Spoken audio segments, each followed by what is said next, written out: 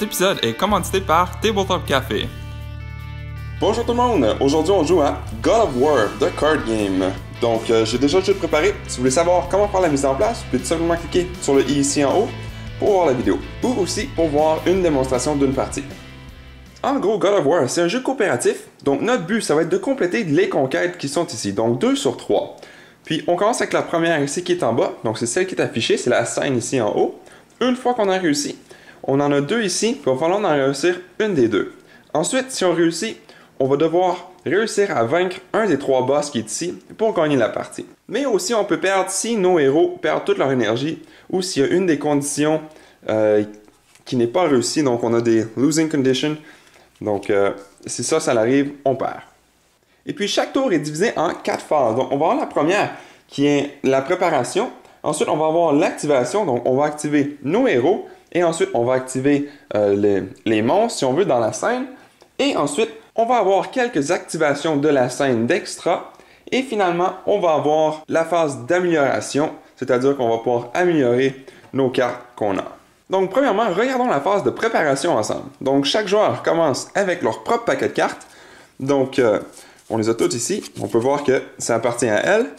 Puis, on va en choisir ou en prendre 7. Donc, 1, 2, 3, 4, 5, 6, 7. Chaque joueur va faire la même chose. Ça va être nos cartes qu'on va pouvoir utiliser. Puis, ça, c'est notre limite de cartes aussi qu'on peut avoir dans les mains. Ça se peut aussi que durant la partie, on réussisse à avoir les jetons ici pour avoir plus de cartes ou moins de cartes dans nos mains. Donc, chaque joueur fait la même chose, puis on prend leurs cartes. On a le droit aussi de discuter des cartes qu'on a avec les joueurs pour essayer d'avoir la meilleure stratégie possible. Une fois que ça c'est fait, maintenant on va avoir la deuxième phase. Ça, c'est le gros morceau du jeu, c'est la phase d'activation. Durant la phase d'activation, il va y avoir 2 choses qu'on va devoir faire, c'est-à-dire l'activation des héros, puis ensuite l'activation de la scène. Et ça se fait à tour de rôle. Donc, le premier joueur va activer son héros, ensuite la scène va être activée, ensuite on va aller au prochain joueur, il va faire exactement la même chose, il va activer son héros, ensuite il va activer la scène, ensuite ça va être à l'autre joueur, tout dépendant du nombre de joueurs que vous jouez. Une fois que tout le monde a fait l'activation une fois, on va pouvoir passer à la troisième phase. Donc, regardons qu'est-ce qu'on peut faire lorsqu'on active notre héros. Premièrement, il y a 4 choses qu'on peut faire et puis on peut les faire dans l'ordre qu'on veut. Donc, on peut soit déplacer notre héros, on peut aussi prendre les cartes puis décider de jouer les cartes. Je vais expliquer un petit peu plus en détail dans pas long. On peut ensuite aussi utiliser notre rage qui est ici. Donc, quand on atteint notre maximum, on peut utiliser l'avantage qu'on a sur nos personnages ici. Et finalement, c'est l'interaction avec certains symboles dans la scène qu'on peut faire. Donc, on va commencer par regarder les mouvements un petit peu plus en détail. Donc, durant votre tour, vous pouvez déplacer votre héros dans n'importe quelle colonne. Par contre, s'il y a déjà 2 joueurs, donc si vous joueriez à 3 joueurs, et qu'il y a un 3e joueur qui voudrait se déplacer ici, eh bien, il ne pourrait pas, puisqu'il y a déjà 2 joueurs. Donc, il pourrait se déplacer soit ici ou ici. Par contre, Mimir ici ne compte pas pour un personnage, donc il ne prend pas une place dans une colonne. Donc, si j'aurais 2 joueurs ici, avec celui-là, je pourrais quand même avoir un 3e joueur, puisque lui ne compte pas. Donc, si je veux bouger ici, la personne qui bouge va pouvoir choisir est-ce qu'elle veut aller en avant ou en arrière? Puis, l'effet, c'est que quand la scène va attaquer, la personne qui est en avant, c'est cette personne-là qui va prendre les dommages de la carte. Donc, vous pouvez soit aller à l'arrière pour vous protéger, ou si vous voyez que votre partenaire est assez faible, donc qui commence à manquer beaucoup d'énergie, vous pouvez aller en avant de lui pour le protéger. Et la dernière chose aussi que vous pouvez faire lors d'un mouvement, c'est tout simplement échanger. Donc, si vous êtes ici, vous pouvez échanger pour aller à l'arrière ou vice-versa, aller à l'avant au lieu d'aller à l'arrière. Et puis, vous pouvez seulement faire un mouvement lors de votre tour. Maintenant, on va regarder l'option de jouer les cartes. Donc, on a notre paquet de cartes. Puis, tout dépendant du symbole, donc si on regarde les cartes ici, on a les cartes noires qui est tout simplement pour modifier la valeur de la carte. On a aussi des cartes avec un symbole. Donc, on peut soit l'utiliser pour une attaque de mêlée, donc à courte distance. Donc, on peut seulement attaquer ceux dans la rangée en bas. Et ici, une attaque de distance. Donc, on peut on peut attaquer en bas et en haut aussi. Et celle-là aussi, c'est soit une attaque de distance ou plus 1. Donc, je ne pourrais pas jouer celle-ci toute seule, parce que ça, c'est comme une attaque de distance, mais avec 0. Par contre, je pourrais utiliser les deux ici pour dire que c'est une attaque de mêlée plus 1. Et même chose, je pourrais dire que c'est une attaque de distance plus le 3, donc ça, ce serait plus 3 pour une attaque de distance. Et aussi, on va en avoir certaines qui vont être donc plus 1, donc une attaque de mêlée et plus 1. Donc les deux sont combinés ensemble, tandis qu'ici, c'est un ou l'autre. Et même chose, une carte noire ne peut pas être jouée seule parce que c'est pas une attaque, c'est simplement pour aider durant une attaque. Donc si je joue les deux cartes ici, ce serait plus 4 pour une attaque de distance. Tandis que ici, les cartes bleues, je vais l'expliquer un petit peu plus tard, c'est pour se défendre. Vous avez aussi des cartes mauves, donc vous allez avoir différentes habiletés quand vous jouez certaines de ces cartes-là. Donc voyons voir comment est-ce qu'on utilise exactement les cartes pour qu'on puisse attaquer. Donc premièrement, on commence avec nos 7 cartes. Donc 1, 2, 3, 4, 5, 6, 7. Puis, on va regarder où est-ce que je suis. Donc, je suis ici. Est-ce que je devrais faire mon mouvement ou non? C'est à moi de décider parce qu'on n'est pas obligé de le faire dans l'ordre. Donc, je ne suis pas obligé de bouger avant d'utiliser mes cartes. Donc, si je veux, je pourrais bouger ici. Ensuite, attaquer. Puis, si on regarde, ici, on a un 4. C'est-à-dire que pour tuer ce monstre-là, je dois lui faire 4 de dommages. Donc, je pourrais peut-être utiliser une attaque de distance. Attaque de distance, je peux attaquer en haut et en bas. Ou je pourrais utiliser juste mêlée. Donc ici, c'est plus 1. Puis ici, c'est... Est-ce que j'ai un plus 3? Oui, j'ai un plus 3. Donc si je veux, je pourrais utiliser les deux ici pour avoir 4. Et puis, je pourrais tuer le personnage. Donc si je décide de le faire, juste une petite chose que j'ai oublié de mentionner, que vous n'avez pas vu encore, ça va être tout de suite après ce petit segment ici, c'est que j'ai oublié de vous dire qu'on doit rouler le dé à chaque fois qu'on attaque quelqu'un. Donc, un ennemi. Donc, par exemple, si j'aurais ceci pour essayer de vaincre, mettons celui-ci, donc il faut que je fasse 3 dommages, puis il me faut absolument de la distance, puisque c'est celui qui est en haut. Donc, ici, ça me donne plus 4, puis on roule le dé pour savoir combien de défense est-ce que mon ennemi va avoir. Dans ce cas-ci, ce serait 0, donc je ferais 4 de dommages, donc j'aurais été correct.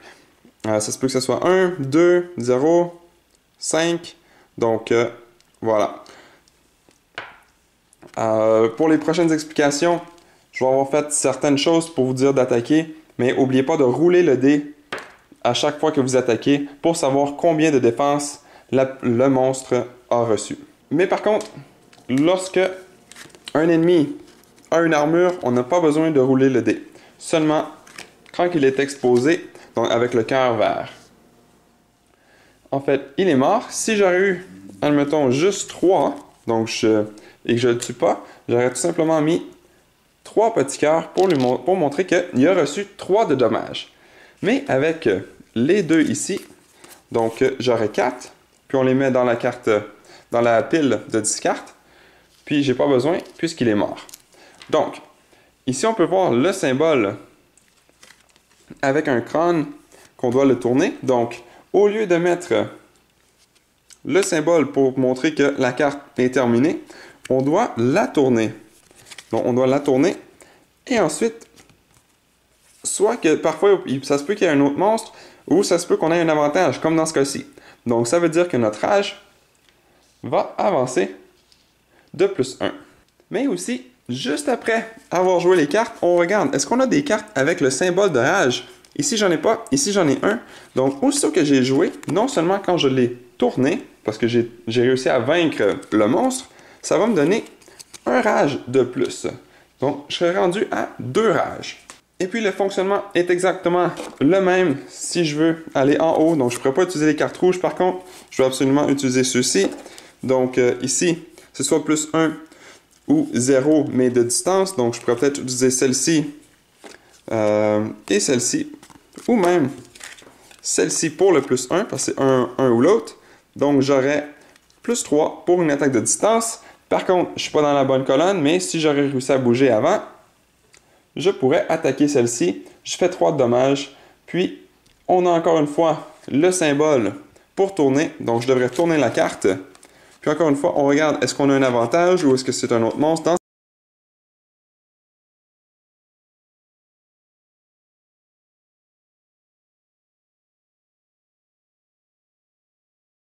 Mais par contre, comme vous pouvez voir, on a trouvé une runestone, donc comme une pierre, je ne suis pas exactement sûr c'est quoi en français, mais dans le temps des Vikings un peu. Puis cette carte ici, c'est aussitôt qu'ils ont été révélés, on peut tourner cette carte. Donc à date, on en a une. Aussitôt qu'on trouve les deux autres, celle-ci va pouvoir être tournée. Donc c'est pour ça qu'on a le symbole ici. Et puis, on aurait l'avantage qui est ici, ce serait de gagner 2 jetons. Donc, chaque joueur aurait 2 jetons de plus. Donc, 2 cartes, on serait rendu à 9 cartes dans nos mains. Tandis qu'ici, si on réussit à avoir 2 de distance, eh bien, on tourne celle-ci. Puis, ici, absolument rien. Mais par contre, on dit de tourner les 2 qui sont ici. Donc, celle-ci qu'on tourne et celle-ci. Puis, si on regarde, on en a un autre ici. Donc, c'est justement une qu'on cherchait. Donc, une fois qu'on les a toutes, on peut les tourner.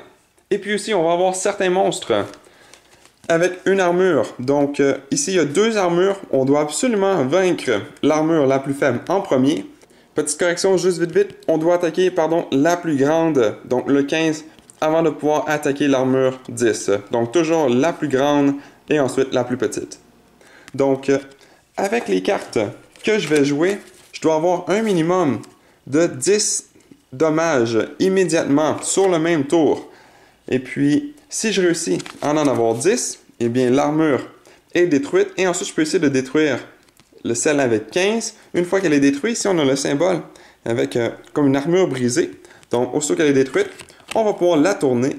Et ensuite, comme vous voyez, il n'y a plus d'armure maintenant, comparativement à ici. Et on va pouvoir lui faire du dommage pour le vaincre. Et puis aussi, si on veut, on peut attaquer plus qu'une fois. Donc, si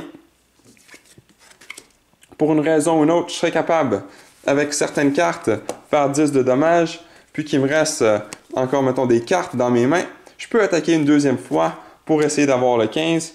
Ou aussi, si on veut, si j'ai pas fait mon mouvement encore, je pourrais peut-être attaquer si je réussis à faire, mettons, mes 10 de dommages. Ensuite, peut-être que je vais aller attaquer ici en haut. Donc, je pourrais utiliser mes autres cartes qui me restent pour attaquer ici en haut. Donc, je peux attaquer autant de fois que je veux, en autant qu'il me reste des cartes dans les mains. Par contre, le mouvement, c'est seulement une fois. Et puis ici, juste vite, donc comme vous voyez, on a le symbole d'infini, mais on a le symbole de la hache. Donc, c'est-à-dire, quand cet ennemi ici va attaquer, donc quand on a ce symbole ici, ou le symbole comme ceci de distance, mais écrit ici en bas, on va devoir tourner la carte quand que l'ennemi attaque. Donc, je vais l'expliquer durant l'activation de la scène. Je vais l'expliquer un petit peu plus. Mais aussitôt que l'ennemi va attaquer, on va pouvoir la tourner. Parce que si on regarde, son armure est impossible à détruire. Mais quand il attaque, donc on voit que son épée ici le protège, mais quand il est en train d'attaquer, donc il est ouvert, donc on peut l'attaquer. Donc on va pouvoir lui faire du dommage. Puis, aussitôt qu'il va réattaquer, par contre, avec la distance, eh bien, il va se reprotéger. Mais ici, donc si je réussis, puisque c'est pas une armure, c'est en verre, donc je ne suis pas obligé de faire 20 de dommages immédiatement.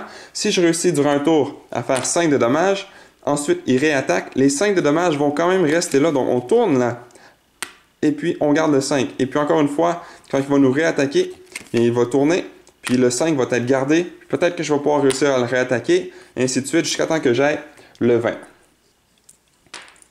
Mais aussi, il faut regarder, parce qu'ici on a la carte. Donc, un point rouge dans la position en bas à gauche. Ici, on a le point rouge, justement, qui est la carte en bas à gauche. Donc, ça veut dire que ceci affecte cette carte ici. Donc, il est du côté du point rouge. Et puis, grâce à ceci, il ne peut pas retourner au point blanc. Donc, même quand il attaque, il ne pourra pas retourner se protéger. Il va toujours être à découvert. Donc, on va pouvoir continuer à l'attaquer quand cette carte ici est tournée. Donc, il faut vérifier quelle carte qui affecte qu'à l'autre carte. Et puis là, vous vous demandez sûrement, mais à quoi ça sert d'attaquer tous ces monstres-là? Eh bien, c'est pour réussir notre quête qui est ici, donc celle qui est en bas. Puis pour réussir notre quête, c'est tout simplement de réussir à vaincre les deux monstres qui sont ici. Donc, oups. Si on regarde, donc on a le petit carré blanc ici et le petit carré blanc ici, donc qui représentent les deux cartes ici et ici. Une fois que les deux ont été vaincus, ça veut dire qu'on a réussi notre quête. Je vais vous expliquer un petit peu plus tard qu'est-ce qui arrive lorsqu'on réussit la quête. Et puis, une autre chose que vous pouvez faire lors de votre tour, lorsque votre rage atteint le maximum, eh bien, vous allez pouvoir utiliser ce qui est ici, donc l'avantage qui est ici. Maintenant, toujours dans la deuxième phase, une fois que les joueurs ont fait toute leur action, toute leur activation, ça va être au tour de la scène d'être activée. Lorsqu'on active la scène, on va devoir piger une carte sur le dessus, puis regarder le symbole qu'on a ici en haut. Donc ici, on a un F. Donc on doit regarder toutes les cartes où est-ce qu'on a le symbole de F. Donc justement, on a les deux ici. Donc la façon que ça fonctionne pour l'activation, on doit toujours y aller de la gauche vers la droite. Et si on en a deux dans la même colonne, eh bien on doit commencer avec celle en haut et ensuite celle en bas. Donc à cause de cette carte, on commencera avec celle-ci, ensuite celle-ci, ensuite on continue, puis on peut voir qu'il n'y en a pas l'autre. Ensuite, la carte est tout simplement placée à côté de la scène. On n'en voit pas beaucoup dans la caméra, mais juste en haut. Là. Et puis, ce que ça veut dire, c'est que les cartes ici maintenant vont être disponibles durant la phase d'amélioration. Et puis, certaines cartes de scène vont avoir des symboles comme ceci dans le bas. Donc, si les deux sont pareils, la carte que vous venez de piger, donc vous allez tout simplement tourner la carte comme ceci. Et puis maintenant, les cartes qui ont été activées vont attaquer les joueurs. Donc, dans ce cas-ci, on commence avec celle vers la gauche et en haut. Donc ici, on a une attaque de distance qui ferait un dommage de 2. Donc, la distance, ça veut dire qu'il va attaquer l'ennemi qui est là plus loin. Donc, dans la colonne la plus loin, qui serait lui? Par contre, si la carte serait ici, donc on aurait une distance de 1 et une distance de 1. Donc, vu que c'est égal, les joueurs pourraient décider est-ce que c'est ce joueur ici ou ce joueur ici qui se fait attaquer par cette carte. Mais dans ce cas-ci, ça serait lui. Et puis, même chose ici. Donc, distance avec un dommage de 2, donc ce sera encore lui qui se fera attaquer. Par contre, celui-ci, je sais que c'est pas le bon symbole, mais quand on a le symbole rouge, c'est-à-dire que c'est, on regarde les flèches, donc dans ce cas-ci, on a à la gauche, à la droite et dans la même colonne. Donc, ce joueur ici attaquerait ici, ici et ici. Tandis que certains, comme vous voyez ici, on a seulement deux flèches rouges, donc il attaquerait seulement ici et ici. Bon, il n'y a pas de carte ici, mais si la carte serait ici, bien, il y aurait seulement ici et ici. Ensuite, maintenant, les joueurs vont devoir se défendre. Donc, pour se défendre, ils vont devoir utiliser des cartes bleues. Donc, même fonctionnement, encore une fois. Donc, dans ce cas-ci, une attaque de 2. Donc, je pourrais me défendre avec 2. Donc, je serais correct. J'aurais paré l'attaque. Maintenant, encore une fois, lui va attaquer, donc il va attaquer encore la même personne. Puis encore une fois, on se souvient, s'il y a deux personnes dans la même colonne, seulement la personne à l'avant se fait attaquer. Donc, dans ces cartes, si vous n'êtes plus capable de vous défendre, ou que vous n'êtes pas capable de vous défendre assez, que vous avez seulement cette carte-ci, et que vous n'avez pas soit une autre carte noire pour ajouter, eh bien, vous allez prendre le dégât, donc un 2 moins 1. Donc, lui prendrait 1 de dommage. Puis vous mettez tout simplement ici. Puis si jamais vous arrivez à 10 de dommages ou plus, eh bien, vous prenez tout simplement votre personnage et vous le remettez ici. Et puis quand vous n'avez plus d'énergie, eh bien, vous ne pouvez pas retourner dans la zone de combat, dans la scène. Par contre, durant votre tour, vous allez quand même piger une carte d'activation et puis activer les cartes comme normalement, sans faire vos actions à vous. Seulement l'activation de la scène. Et ce, jusqu'à la prochaine scène. Donc, aussitôt que vous allez avoir réussi votre quête et que vous allez commencer une nouvelle quête, vous allez avoir une nouvelle scène, et puis maintenant, vous allez pouvoir revenir au jeu. Et puis, certaines cartes vont avoir différents effets. Donc, si vous avez un effet ici, donc vous allez devoir prendre un poison. Certaines cartes vont avoir celui-ci aussi, donc ils ont des différents effets. Donc, vous devez regarder qu'est-ce qu'il y a ici en haut. Une fois que tous les joueurs ont joué leur tour, c'est-à-dire faire l'activation de leur personnage, ensuite faire l'activation de la scène en pigeant une nouvelle carte, eh bien vous allez faire une dernière activation. Donc vous allez piger une nouvelle carte pour l'ajouter. Ensuite, vous allez regarder, comme d'habitude, le symbole, faire les actions de la scène d'après le symbole. Et ensuite, ça va être la phase 4, c'est-à-dire la phase d'amélioration. Donc, dans ce cas-ci, vu qu'on est 2, il va en avoir 3. Donc, une durant le tour ici, une durant le tour ici, et puis toujours une d'extra pour le tour d'extra de la scène, donc la phase 3. Donc, maintenant, les joueurs vont pouvoir choisir une des cartes qui est ici. Bon, dans ce cas-ci, c'est toute la même chose, donc c'est pas trop compliqué, mais s'il serait différente, donc par exemple, si j'aurais ces 3 ici, donc les 2 joueurs pourraient discuter ensemble pour savoir quelle carte est-ce qu'ils vont prendre. Donc, lui pourrait peut-être prendre celui-ci, puis elle celui-ci. Et puis, la carte que vous choisissez entre les cartes en haut, vous allez pouvoir les placer sur le dessus de votre paquet. Donc, c'est sûr et certain que vous allez l'avoir au prochain tour quand vous allez prendre vos cartes.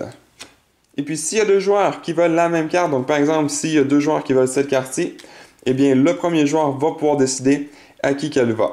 Donc, par exemple, si vous joueriez à 3, que les 2 joueurs ici la veulent, puis ça c'est le premier joueur, bien il va pouvoir décider à qui la donne, ou si c'est lui-même et ce joueur-ci qui la veut, bien il va pouvoir décider, donc peut-être qu'il va se la donner à lui-même s'il veut.